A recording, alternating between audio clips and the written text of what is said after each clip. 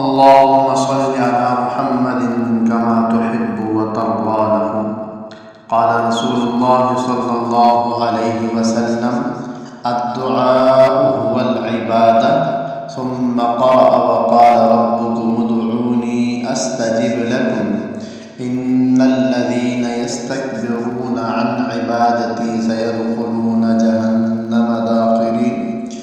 نبی اکرم صلی اللہ علیہ وآلہ وسلم نے فرمایا دعا ہی عبادت ہے.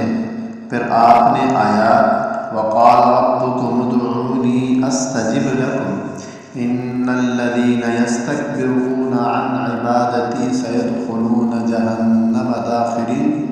تمہارا رب فرماتا ہے تم مجھے پکارو میں تمہاری پکار یعنی دعا کو قبول کروں گا. جو لوگ مجھ سے مانگنے سے گھمنڈ کرتے ہیں وہ جہنم میں ذلیل و خوار ہو کر داخل ہوں گے. دعا کے قبول ہونے کے اوقات: شب قدر، عرفہ کا دن، رمضان المبارک کا مہینہ، شب جمعہ، جمعے کا دن، آدھی رات،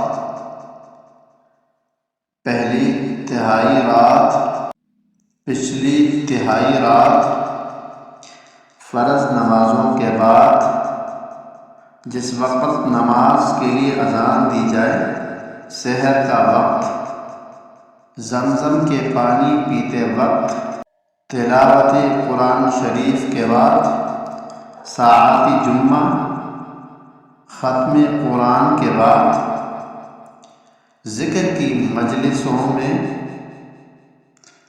سجدے کی حالت میں.